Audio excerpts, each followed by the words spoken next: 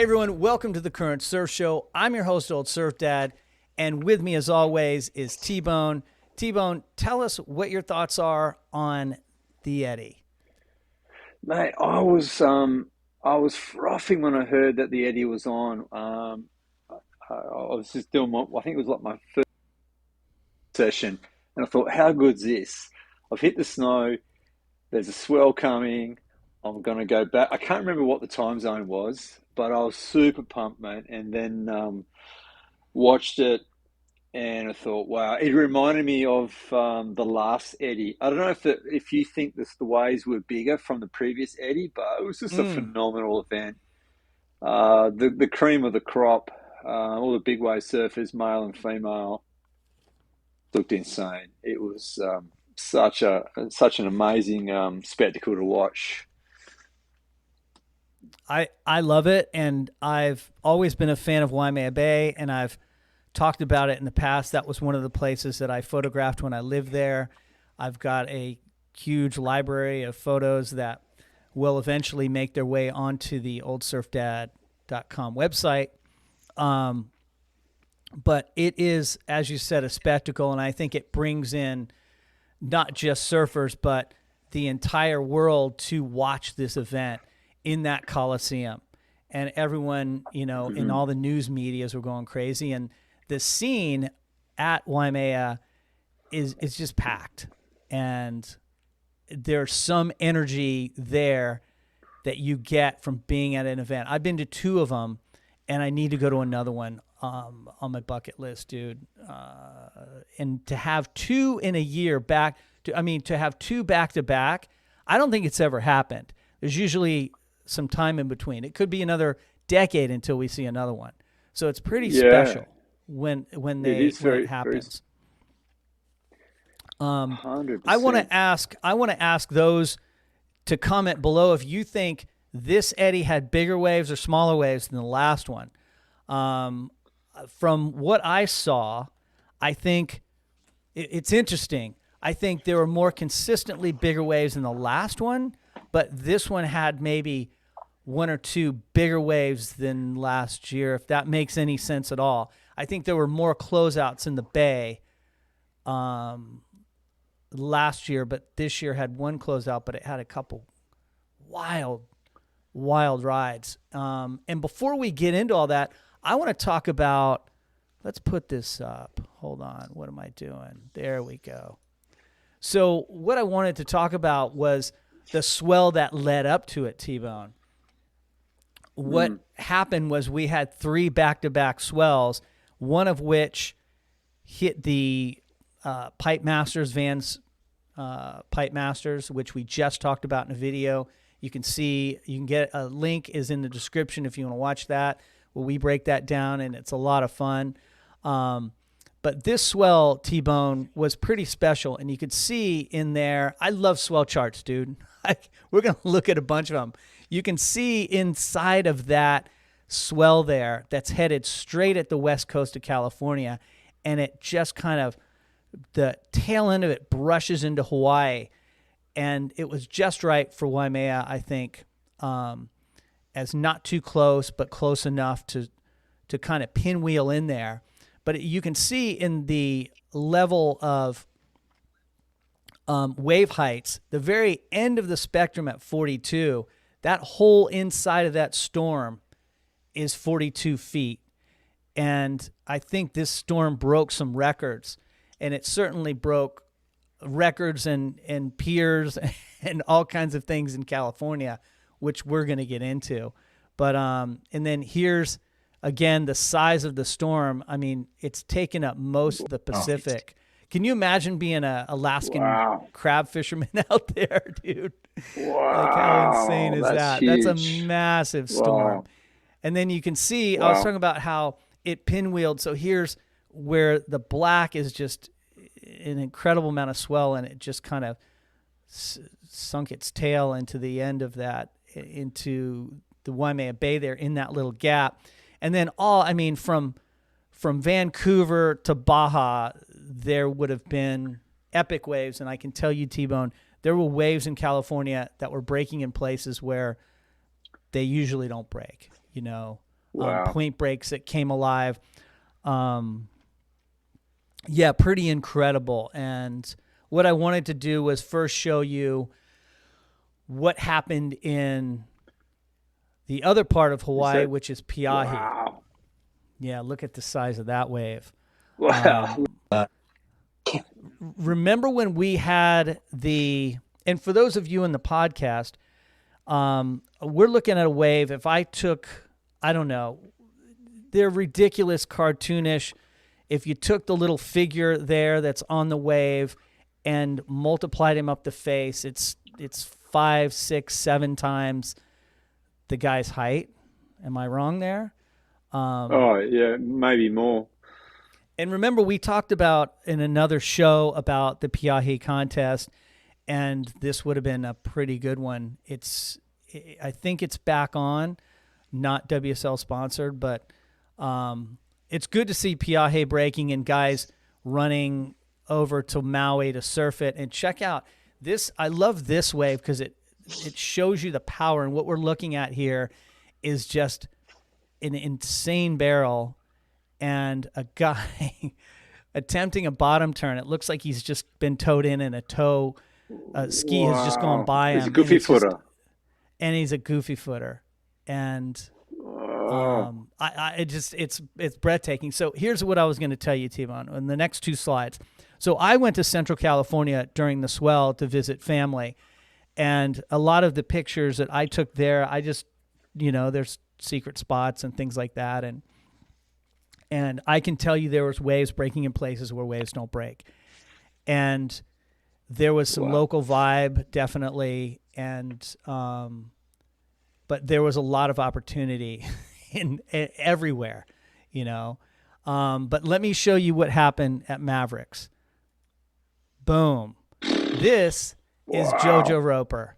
And I don't know how big that is, but it's freaking massive. And if you're in the podcast, go home and just enter Mavericks and JoJo Roper 2024, or this other guy. I don't even know who this guy is. Aloe, A-L-O. He's from Santa Cruz. Look at this wave from Aloe. Are you freaking kidding? That's not even real, dude. Is that the biggest Mavs? That looks like it's the gotta biggest be. Mavs ever. It's got to be the biggest Mavs. And this same guy went to Peahi and got barreled like right after this or right before. I can't remember. I think it was the other way around. But before, wasn't it? Before. Yeah, it may have been. But look at that thing. That is just death.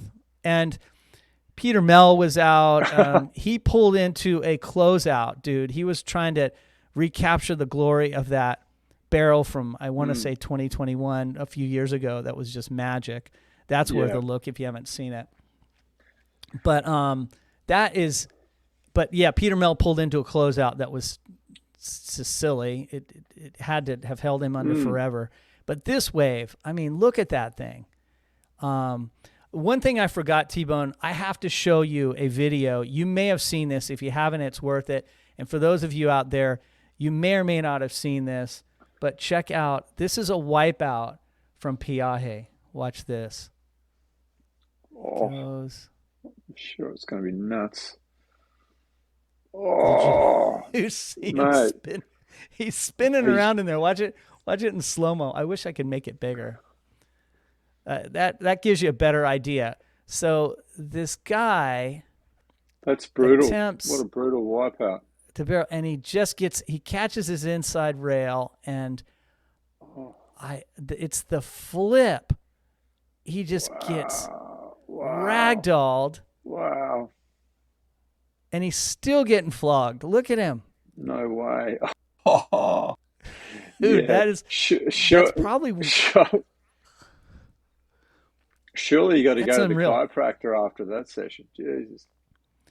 Or maybe he got an adjustment from that session. So that, I think, is what stands out for me from Peahi is that wipeout. And I saw an interview with a guy, and he's okay. He said he was sore. He felt like he got in a car wreck, as you would. Yeah. But, yeah, so that's the swell that led up to it. And let's talk about Eddie.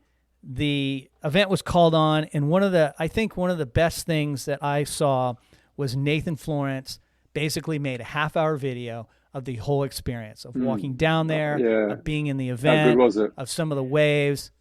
In that video was really great. And and if you're not following or watching some of his videos, like I think you're missing out. I think that's probably one of the highlights of surfing right now is this guy's authenticity and his humbleness and the way he presents just being him. You know, it's amazing. So anyway, Eddie went, and what I want to come back to this slide in a second. There was a closeout set, and Tbone, what do you do right here? Well, like Be out there in the place, but I remember we had Paul Ant-Man Patterson on the podcast, and we were talking about what do you do when a big wave's coming.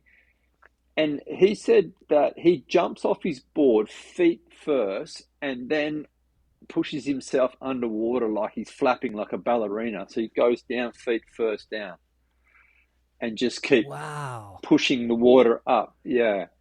So, and obviously take and relax. So, no, that must be so terrifying. But I'm thinking for those people out there, that's not the first time they've seen that.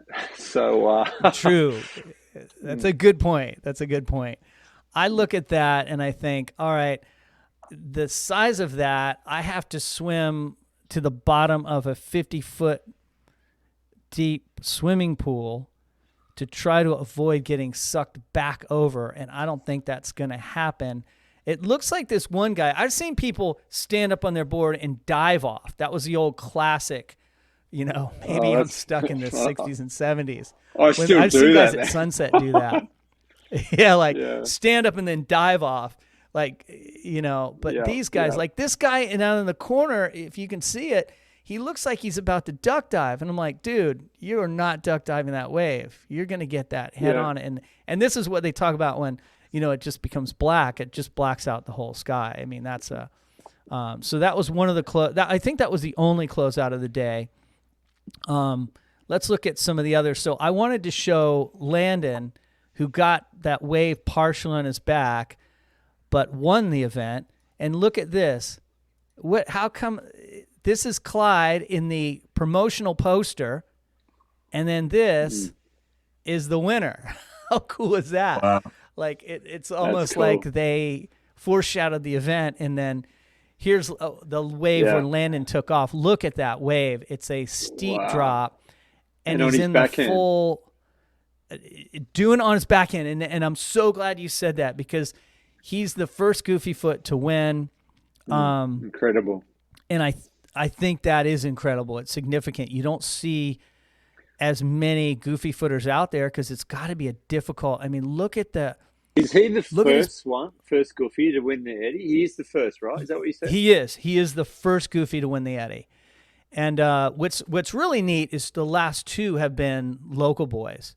You know, Luke Shepardson last year and this year Landon McNamara. And yes, he is Garrett's nephew, and Liam is his dad. And if you don't know who Liam is, he was a old school, just like Garrett, but Liam was an old school. Yeah. He was more a pipe guy. And so the only other thing I wanted to show, which I think is pretty neat, is let's see if we can find it. Come on, there it is. All right, dude, this is probably my favorite clip. And it comes from none other than a guy who's had a lot of fun at the Vans Pipe Masters and Waimea. Have you seen this clip?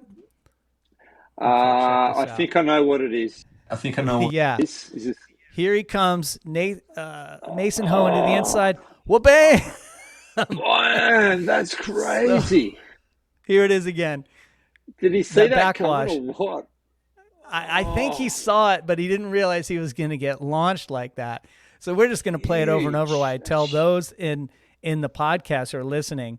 I'm sure you've seen it, but this angle, if you go to Mason Ho's Instagram, and by the way, his Instagram is not Mason Ho, it's Coco M4 De Barrel Killa, as it would be. And he's just getting absolutely vaporized on a backwash. He's riding, Yeah. a double overhead wave in the inside to a backwash And it's a that's 10-foot board, just probably. insane. Oh, it looks like it. Yeah. It's Oh, just he just and takes it that's on, man. dangerous, man. That's dangerous doing that. Yes, that board could just snap back into him. It's almost like he hit it perfectly Oh, and flew in the air.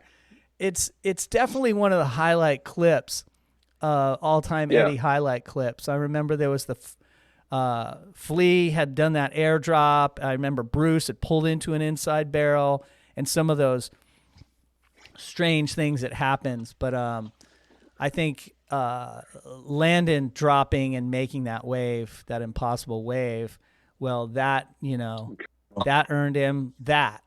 He got the check. Yeah, It's great to see Rip Curl getting involved and sponsoring this event. definitely. And I think they did a pretty good job. I Definitely. didn't listen to a lot of the dialogue. I know Kaipo was on there, and I'll tell you who was there. A guy that I love is Dave Wassel. Yeah, Is he's such hilarious. He's so great. He's such a good commentator, and he backs it up because he is gnarly. Like he will take off, and he's getting a little older now. He's, I believe, still a lifeguard on the North Yep. Shore, but he's one of Yep. those like true leaders of big wave surfing that you're glad he's around, And he says some funny shit too. But anyway, I thought that it was well done. It was better than the Vance Pipeline stream. Yeah, definitely. I was letting that sit for a moment. Vance Pipeline did not have a stream because they couldn't afford it because they only made what was that number, Tbone? $3.7 billion last year. 3.8 billion. Yeah, I know. So, Now, and now here's the Eddie. No, go ahead. yeah, Go ahead. I'd say Rip Curl have done well to pick it up and to put Yeah, money behind the event. absolutely. I love to see it. And I'll also shout out to Holden Trinka, who wrote an article in Stab, who did a great job describing it. I loved that article. Well done, Holden. And if you want to read that, I think you have to have Stab Premium, which, is worth it around this time of the year when they're just pumping out so much great content. And speaking of that, we're going to get into our Stab 2024 Surfers of the Year in the next video. You'll see the link in the description below, but also you'll see it on your screen in a moment. The last thing I wanted to talk about, though, before we get there, is Justine Dupont, as a new mom, is out there charging, dude. I don't know if you saw her wave. Crazy. And then the final one No, was the double Healy Ian Walsh wipeout. I know you didn't see a lot of this yeah. Tbone. I'm sorry, I'm like taking over a little bit just because I watched a bit of it. Not No, and it's if anyone cool, has a mate. comment that want to add to a highlight, go ahead, bud. Sorry. Dude, I heard there was a lot of carnage this year. A lot of people got hurt, like Healy. I think Matt Bromley got rattled. I think Laura Enever got injured. I'm not sure. A few people got punished. Ross Clark Jones. It sounds like the Waimea Bay dished out some punishment to some surfers who were packing it. Yeah, it was a strong swell, and I know Laura Enever went to the hospital. I'm not sure what the outcome. I think she's fine, or we would have heard about it. And dude, Ross Clark Jones, he's my age, dude. We're both 58 years old. Me and Ross Clark Jones and Aki are all the same age, and you wouldn't find me anywhere near Classic. that place. When I was fit, 20 years ago, I would be out there on a bodyboard and I would shoot it. I did not want to surf it. I do Wow. not have that skill level. And I can tell you one of the things that happens when you see it in the water, and I would be scared to death every time I go out and try to get in because it's hard to do. But when you see it in the water, one of the things that happens is what you don't realize is the wave comes in, and then just when you take off, you got to kind of almost take off under it, like Landon is here, and at the very last second, it jacks up another 5 feet out of nowhere. It like does this double bounce thing and pushes you up in the air. And every drop is a hairball, like over the ledge, vertical, and you could see Landon showing that. It is gnarly. We have a lot of people go, oh, it's just a drop, and especially we have, and like there's some deep surfing skill, waterman type skill you need to have to be able to negotiate, not just getting out there, getting in position, grabbing a wave, but also making it across the face and into the sometimes channel, depending on how big it is.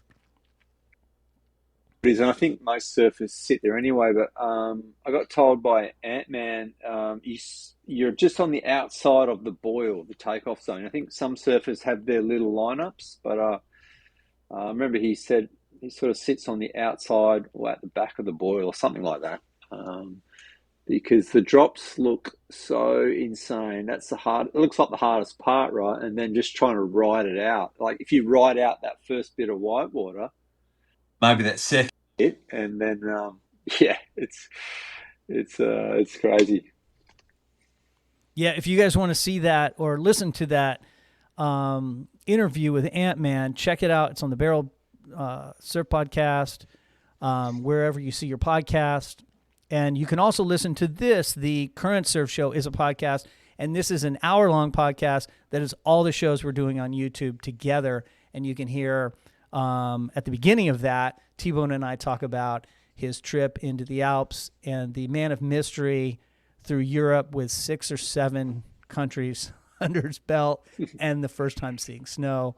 Well done, mate. We're going to end this video. The next video is going to be not Stab High. The next video is going to be Surfer of the Year and our 2024 recap. Check it out. It's on the screen. It's in the description below. Thanks for watching.